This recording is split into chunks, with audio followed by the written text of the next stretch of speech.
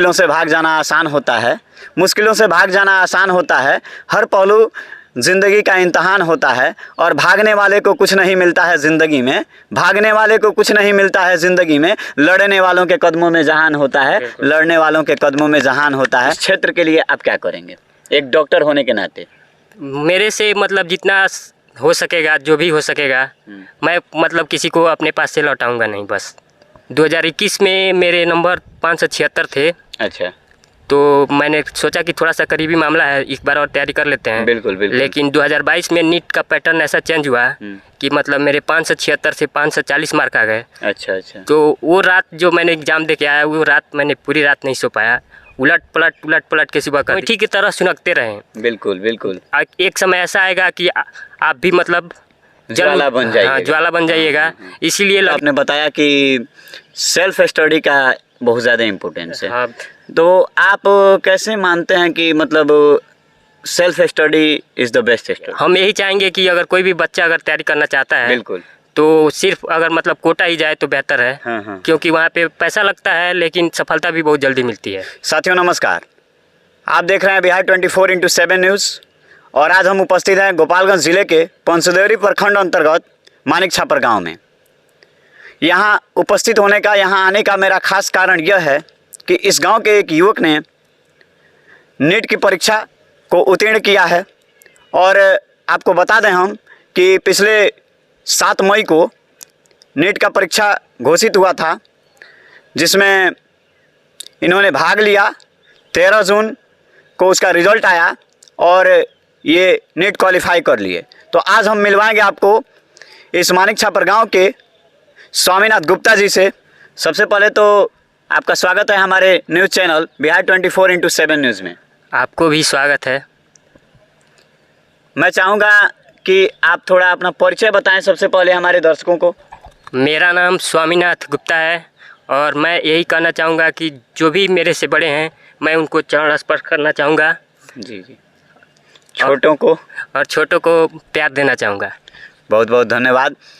सबसे पहले तो हम आपसे ये जानना चाहेंगे कि आपका जो स्टार्टिंग था, यानी शिक्षा का जो आरंभ था, प्रारंभिक शिक्षा, वो आपने कैसे ग्रहण किया और यहाँ तक पहुँचने का सफ़र कैसा रहा? तो सबसे पहले आप अपने प्रारंभिक शिक्षा के बारे में बताएं।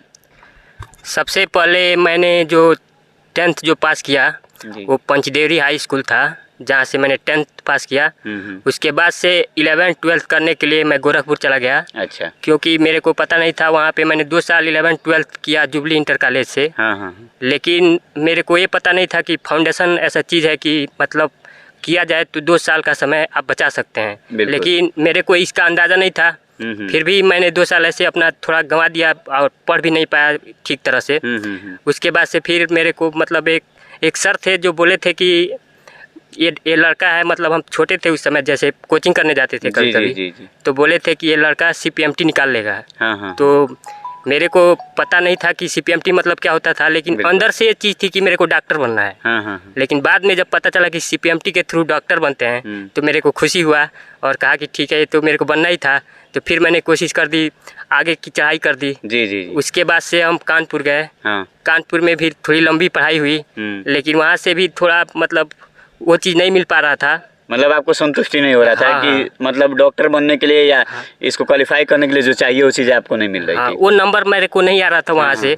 तो फिर मैंने देखा कि कोशिश तो अपनी तरफ से बहुत आदमी कर रहा था। जी। तो फिर हुआ कि आगे बढ़ के चलते हैं, देखते हैं। कोटा का नाम सुना गया था, बहुत ही नाम भी है। बिल्कुल बिल्कुल, नाम भी है। हाँ। तो फिर मैं कोटा गया, वहाँ पे 2-3 साल कोचिंग लिया। उसके बाद से देखा कि रिजल्ट तो आ नहीं रहा है। तो फिर मैंने अपना पैसा कोचिंग में लगाना कम कर दिया। बिल्कुल। सिर्फ मतलब रूम पे रह के पढ़ाई करते थे, यूट्यूब से कोई लेक्चर ले लेते थे, पढ़ लेते थे। इस तरह से तैयारी करते रहे और लास्ट में सफलता मिल ही गई इस साल। अच्छा, तो अभी आपने देखा कि कैसे इन्होंने अपना जो पढ़ाई का कहें तो शुरू से लेकर के अभी तक का ये जो सफ़र था और नीट क्वालिफाई करने तक का सफ़र इन्होंने बताया। तो मैं आपसे ये जानना चाहूँगा कि जब आप कानपुर में थे तो अभी बता रहे थे कुछ समस्याएं आई, तो कानपुर में जो आपके साथ जो सबसे बड़ी समस्या थी, यानी कि आपको क्वालिफाई नहीं कर पा रहे थे या फिर जो आप चाह रहे थे वो नहीं हो पा रहा था, उसमें सबसे बड़ी समस्या जो थी, सबसे बड़ा दिक्कत क्या था, वो चीज़ थोड़ा बताना चाहेंगे? ये सबसे बड़ी समस्या ये थी कि प्रॉपर जो कोचिंग होती है, मतलब एक जगह पे कोचिंग ढंग तरह का नहीं मिल पा रहा था। तो इसलिए अलग अलग कोचिंग लेना पड़ रहा था, यानी अलग अलग सब्जेक्ट के लिए अलग अलग जाना पड़ता था, जिससे टाइम किल ज़्यादा होता हाँ था। हाँ, तो उसमें भी परेशानी आती थी। और जो मटेरियल था, जो मटेरियल होना चाहिए था पढ़ने का, स्टडी मटेरियल, वो भी दमदार उस तरह का नहीं था जिससे मतलब नीट क्लियर किया जा सके। बिल्कुल बिल्कुल, मतलब जो कंटेंट नीट को क्वालिफाई करने के लिए चाहिए वो उस चीज़ नहीं मिल पा रहा था। तो फिर आपने उसके बाद कोटा को सिलेक्ट किया। जी जी। और कोटा में मतलब आप कितने दिनों तक रह के तैयारी की? कोटा में तो हम बहुत रहे हैं लगभग, लेकिन हम यही चाहेंगे कि अगर कोई भी बच्चा अगर तैयारी करना चाहता है, बिल्कुल, तो सिर्फ अगर मतलब कोटा ही जाए तो बेहतर है। क्योंकि वहाँ पे पैसा लगता है लेकिन सफलता भी बहुत जल्दी मिलती है। यानी कोटा इंजीनियरिंग और मेडिकल के बच्चों के लिए बेस्ट है। बेस्ट है, पैसा लगेगा लेकिन सफलता मिल जाएगी। बिल्कुल बिल्कुल। आप अभी हम मतलब आपसे जब सवाल किए तो आपने बताया कि सेल्फ स्टडी का बहुत ज़्यादा इम्पोर्टेंस है। हाँ। तो आप कैसे मानते हैं कि मतलब self study is the best study? देखिए, 2-3 साल कोचिंग करने के बाद से ना, अगर आप कोटा से किए हैं तो उसके बाद आप सेल्फ स्टडी भी कर लेंगे ना, बिल्कुल, तो आप पार पा जाएंगे। अभी का मतलब जो आपका नीट में जो आपको सफलता मिली है जी, इसमें सबसे बड़ा योगदान, सबसे बड़ा श्रेय आप किसको देना चाहेंगे?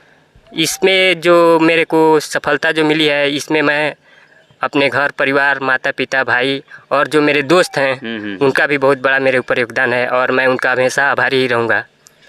मुझे अभी पता चला, जब मैं आपके घर पे आया तो मुझे पता चला कि शायद आपसे छोटे वाले भाई हैं जी। वो मतलब आप पढ़ाई कर रहे थे और आपके पढ़ाई का जो खर्च कहें जो भी हो वो उसको मैनेज कर रहे थे आपके छोटे भाई। जी जी। थोड़ा इसको बताना चाहेंगे? जी, मतलब कई साल से तो घर वाले ही पैसा लगा रहे थे, लेकिन इस बार जो लास्ट साल था, ये मेरे लिए लास्ट ही था। इस बार जो भी होता उसको मैं ले लेता। तो इस बार मेरे भाई ने ही मेरे पे खर्चा उठाया था और मेरे दोस्तों ने भी इस बार काफ़ी सपोर्ट किया था। चलिए, आपके छोटे भाई ने काफ़ी सपोर्ट किया, आपके दोस्तों ने सपोर्ट किया, और यानी आप कहना चाहते हैं कि ये आखिरी बार था। अगर सफल होते तब भी और न सफलता मिलती तब भी ये आखिरी था। लेकिन ईश्वर ने शायद आपके लगन और मेहनत को देखा और आपके परिश्रम के बदौलत आपको इस बार सफलता मिल गई। थोड़ा आप बताएं कि आपका जो ऑल इंडिया रैंक है वो रैंक कितना है? मेरा जो टोटल जो नंबर है वो 621 नंबर है। अच्छा। और ऑल इंडिया जो रैंक है वो 18,000 से थोड़ा सा कम है। 720 में 621 नंबर, ऑल इंडिया रैंक 18,000 के नियर अबाउट है। हाँ। तो इससे आपको बेहतर कॉलेज मिल जाएगा? बेहतर तो नहीं, लेकिन मीडियम कॉलेज मेरे को मिल जाएगा। यानी जो आपका सपना था डॉक्टर बनने का वो अब शायद साकार होता दिख रहा है? जी बिल्कुल बिल्कुल। अच्छा, अगर आप डॉक्टर बन के आते हैं तो इस समाज के लिए, अपने गांव के लिए, क्षेत्र के लिए आप क्या करेंगे एक डॉक्टर होने के नाते? मेरे से मतलब जितना हो सकेगा, जो भी हो सकेगा, मैं मतलब किसी को अपने पास से लौटाऊंगा नहीं, बस। तो अभी आप देख रहे थे स्वामीनाथ गुप्ता जी को, जिन्होंने अपने कठिन परिश्रम और मेहनत के दम पर नेट का एग्ज़ाम क्वालिफाई किया है और ऑल इंडिया में नियर अबाउट 18,000 रैंक ला करके ये नेट को क्वालिफाई किए हैं। और इनका जो बचपन से ही डॉक्टर बनने का सपना था, इनके गुरुजी ने कहा था कि आपके अंदर वो जज्बा और क्षमता है कि आप एक दिन डॉक्टर बनेंगे, एक दिन डॉक्टर बनेंगे। जो इनके गुरुजी ने कहा था वो शायद अब इनका सपना पूरा होने वाला है और ये डॉक्टर बन करके हमारे समाज का, इस देश का भला करेंगे। स्वामीनाथ जी, आप थोड़ा बताएं अंत में इस हमारे चैनल के माध्यम से कि जो और बच्चे हैं जो मेडिकल के क्षेत्र में या इंजीनियरिंग के क्षेत्र में जाना चाहते हैं, उनको आप क्या संदेश देना चाहेंगे? हम उनको यही संदेश देना चाहेंगे कि वो लगे रहें, जिस गोईठी की तरह सुनकते रहें। बिल्कुल बिल्कुल। एक समय ऐसा आएगा कि आप भी मतलब ज्वाला बन जाइएगा। हाँ, ज्वाला बन जाइएगा। इसीलिए लगे रहिए। और कोई बात नहीं, सबसे दुखदाई चीज़ मेरे साथ ये हुआ है कि मैं जब मतलब 2021 में मेरे नंबर 576 थे। अच्छा। तो मैंने सोचा कि थोड़ा सा करीबी मामला है, एक बार और तैयारी कर लेते हैं। बिल्कुल बिल्कुल। लेकिन 2022 में नीट का पैटर्न ऐसा चेंज हुआ कि मतलब मेरे 576 से 540 मार्क आ गए। अच्छा अच्छा। तो वो रात जो मैंने एग्ज़ाम दे के आया, वो रात मैंने पूरी रात नहीं सो पाया उलट पलट के सुबह कर दिया। हालांकि मैंने बहुत बार एग्ज़ाम दिया है लेकिन ऐसा कभी हुआ नहीं था।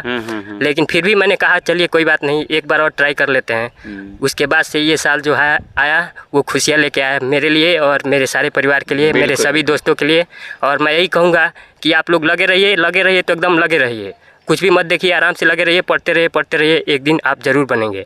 तो इसलिए मैं एक चीज़ और कहना चाहूँगा कि आदमी डॉक्टर एक दिन में नहीं बनता है, लेकिन अगर आदमी चाहे तो एक दिन डॉक्टर जरूर बनता है। बिल्कुल, अगर संघर्ष करता रहे और किसी भी परिस्थिति में अपने आप को लगाए रखे, जैसे आपके साथ हुआ 2021 में, 2022 में, 21 में जो हुआ उससे थोड़ा सा रिजल्ट आपका डैमेज हुआ 2022 में, लेकिन आपने उससे हार नहीं माना और लगे रहे तो आज अंत आपको 2023 में सफलता मिली और आपने नीट क्वालिफाई किया। बिल्कुल दोस्तों, मैं आपको बता दूं कि इन्होंने ये सिद्ध कर दिया कि भागने से मंजिल नहीं मिलने वाला है, लड़ करके और डट करके सामना किया जाए तब जा करके मंजिल मिलेगा। क्योंकि कहा भी गया है, मुश्किलों से भाग जाना आसान होता है, मुश्किलों से भाग जाना आसान होता है, हर पहलू ज़िंदगी का इम्तहान होता है और भागने वाले को कुछ नहीं मिलता है ज़िंदगी में, भागने वाले को कुछ नहीं मिलता है ज़िंदगी में, लड़ने वालों के कदमों में जहान होता है, लड़ने वालों के कदमों में जहान होता है। आज हमारे स्वामीनाथ भाई ने इस चीज़ को सिद्ध कर दिया है और अपने इस सफलता से इस क्षेत्र में खुशी का माहौल पैदा किया है। तो स्वामीनाथ भाई, आपको बहुत बहुत आभार, बहुत बहुत धन्यवाद। वैसे मैं धन्यवाद देना चाहूँगा इन सर जी का। ठीक है मित्रों, बने रहिए हमारे चैनल के साथ और आपको हम मिलाते रहेंगे अनेक प्रतिभाओं से। तो मिलते हैं आपसे किसी अगले वीडियो में, तब तक के लिए धन्यवाद, बहुत